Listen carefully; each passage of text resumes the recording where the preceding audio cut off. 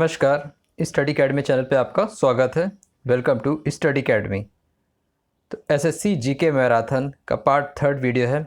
आपके जो परीक्षा होने वाले हैं SSC CGL, SSC GD constable, stenographer और बीसीएचएसएल के आने वाले हैं फॉर्म।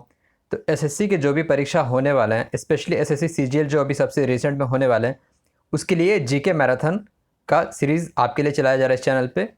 अगर आप इस चैनल को पहली बार देख रहे हैं इस वीडियो को, तो इस चैनल को सब्सक्राइब जरूर करें। किसी भी परीक्षा के लिए, स्टैटिक जीके और करंट अफेयर्स के टॉपिक के लिए इस चैनल को सब्सक्राइब जरूर करें। वीडियो को अंत तक ज़रूर देखिएगा और आप भी ये देखिए कि आप कितने क्वेश्चंस को सही करते हैं।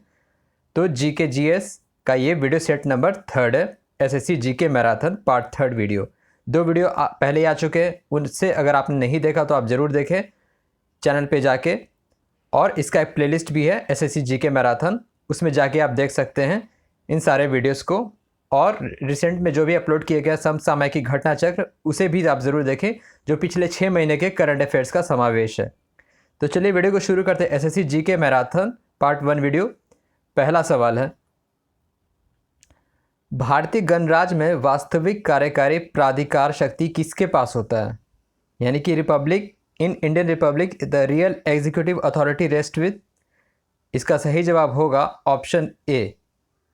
ऑप्शन ए क्या होगा? मंत्रिपरिषद, काउंसिल ऑफ मिनिस्टर।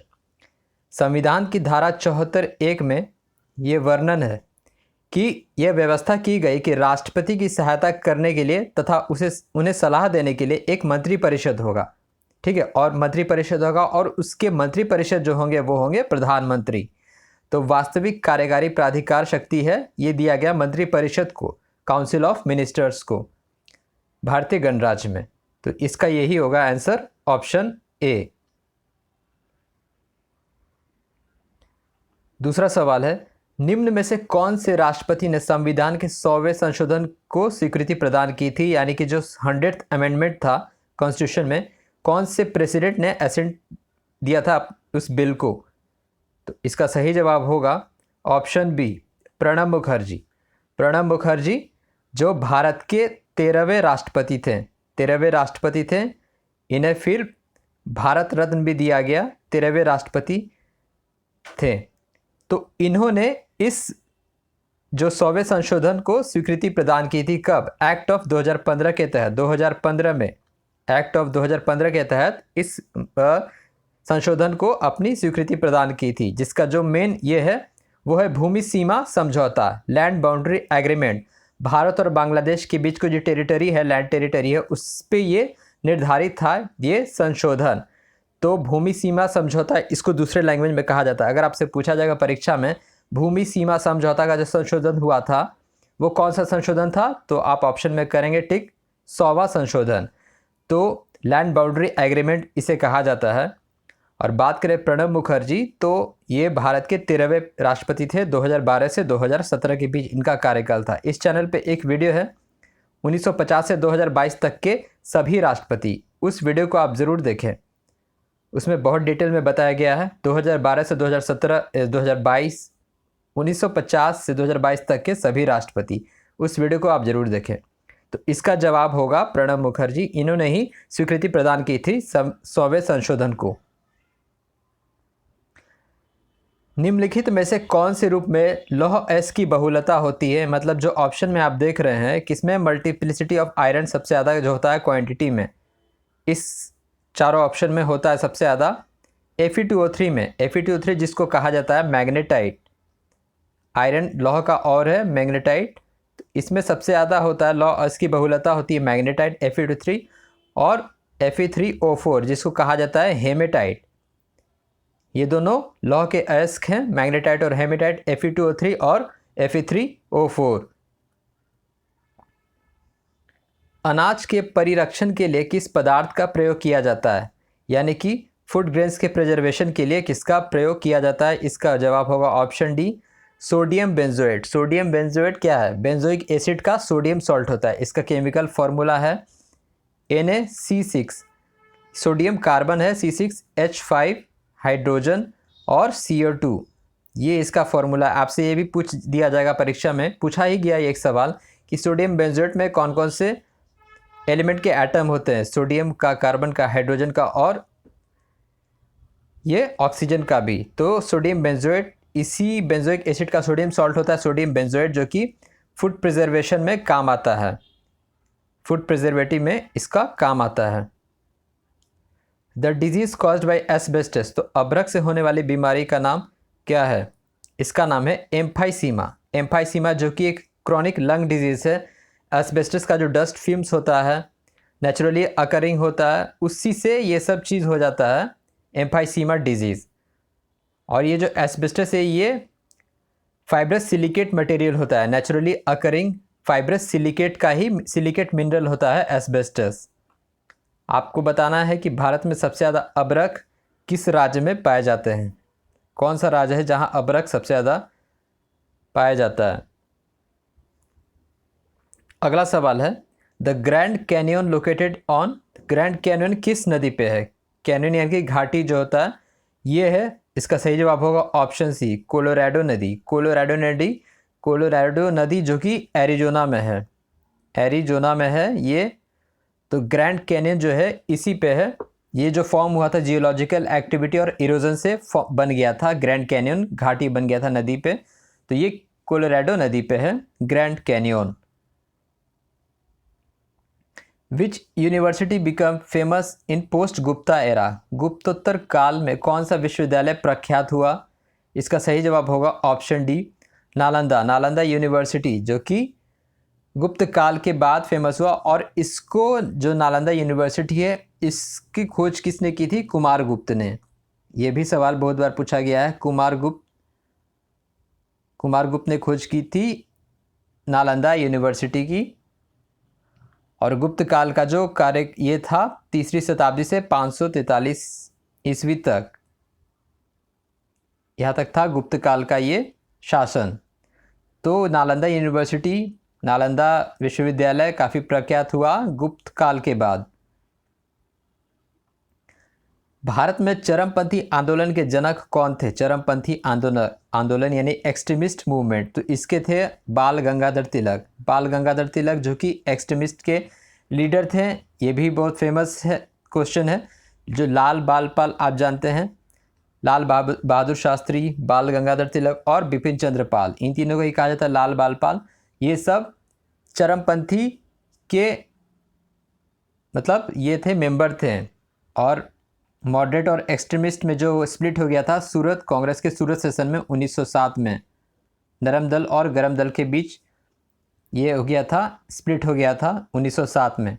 भारत में चरमपंथी आंदोलन के जनक थे बाल गंगाधर तिलक।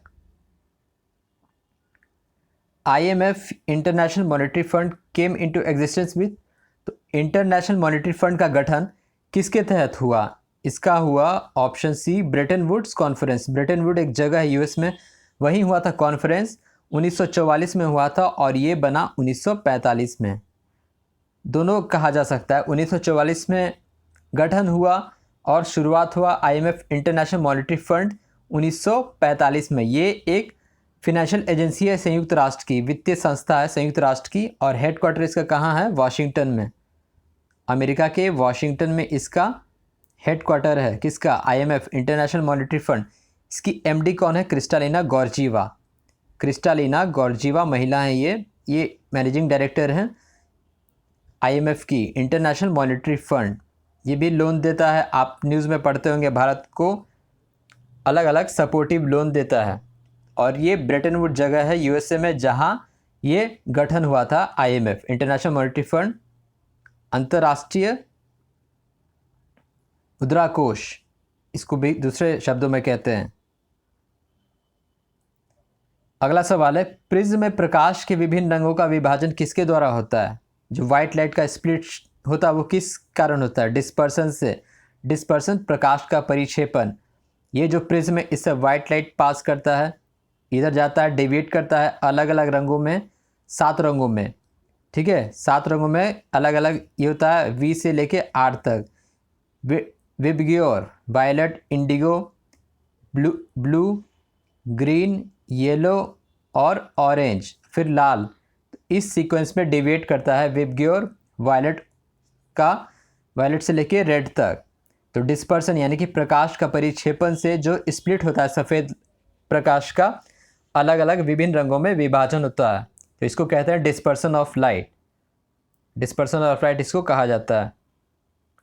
अगला सवाल है, दुनिया के सबसे अधिक जागृत ज्वालामुखी कहाँ स्थित है? सबसे ज़्यादा जागृत ज्वालामुखी है प्रशांत महासागर में। प्रशांत महासागर, पैसिफिक ओशन जो 60% जो भी एक्टिव वोल्केनो हैं ये प्रशांत महासागर में ही हैं, और इसी में ही जो इसके कोस्ट पे होता है ring of fire. Ring of fire इसी में होता है, प्रशांत महासागर में ही, इसके तटीय पर। तो जो भी 60% से अधिक जो एक्टिव वोल्केनो हैं, जागृत ज्वालामुखी, ये सब प्रशांत महासागर में ही हैं।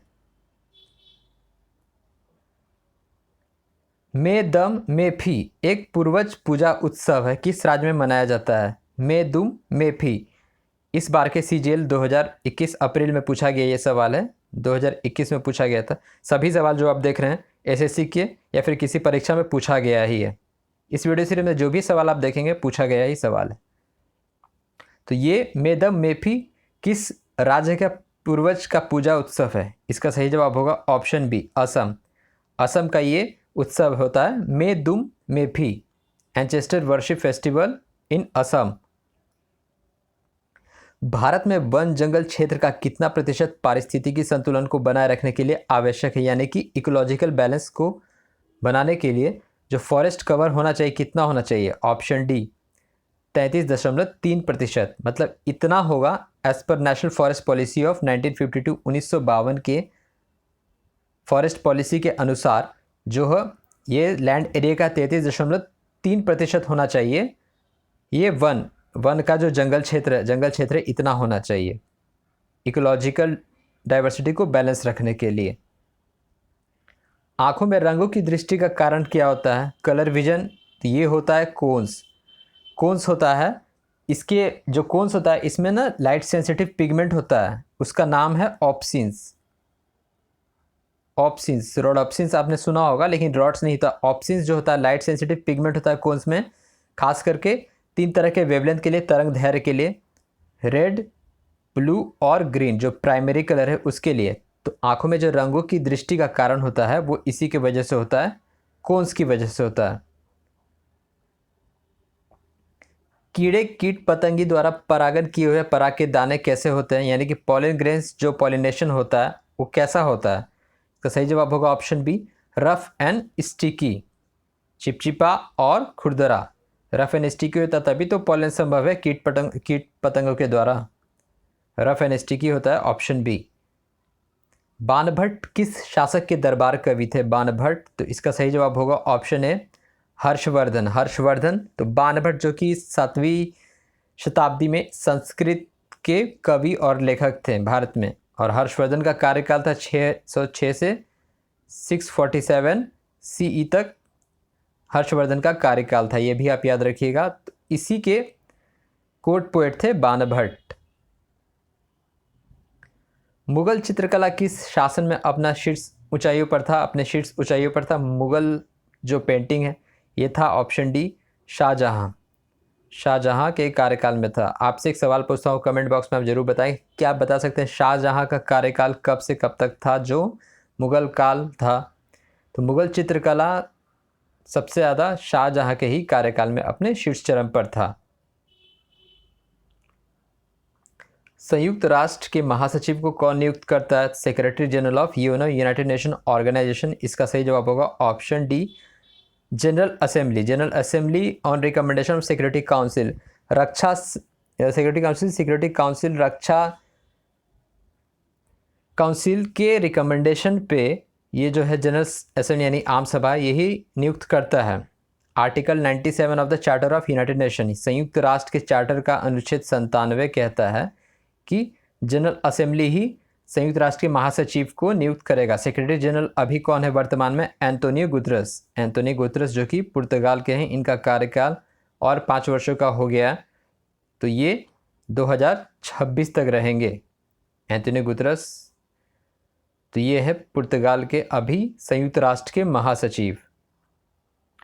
Exobiology deals with study of exobiology का संबंध किससे है? दूसरे ग्रह अंतरिक्ष पर जीवन के बारे में, यानी कि life in other planet and space. तो एक्सोबायोलॉजी को वन वर्ड में यही कहा जाता है, दूसरे ग्रह अंतरिक्ष पर जीवन के बारे में। निम्न में से कौन सा प्रयोग चाय की पत्तियों के प्रसंस्करण के मुख्य रूप से उपयोग नहीं होता? नहीं पूछा गया है कि not important steps in processing of tea leaves. सुखाना, ड्राइंग यानी किण्वन, फर्मेंटिंग, रोलिंग, विथरिंग, मुरझाना। इसका सही जवाब होगा ऑप्शन बी, किण्वन। फर्मेंटेशन का कोई यूज़ नहीं है चाय की पत्तियों के प्रसंस्करण में, यानी कि प्रोसेसिंग जो होता है टी लीव्स में। भारत में सबसे ज़्यादा चाय कहाँ उगाए जाते हैं? असम में। और दार्जिलिंग चाय को ही सबसे पहले GI tag, geographical indication GI tag दिया गया था। असम में सबसे ज़्यादा उगाए जाते हैं चाय। और कॉफ़ी का सबसे ज़्यादा पैदावार होता है कर्नाटका में। तो ये सारी चीज़ें हो गई। तो ये था SSC GK marathon video set number 3। आप बाकी के वीडियो ज़रूर देखें, और एक महत्वपूर्ण नियुक्तियाँ, उस वीडियो को ज़रूर आप देखें, अभी हाल ही में अपलोड किया गया है। वीडियो देखने के लिए आपका धन्यवाद। Thank you.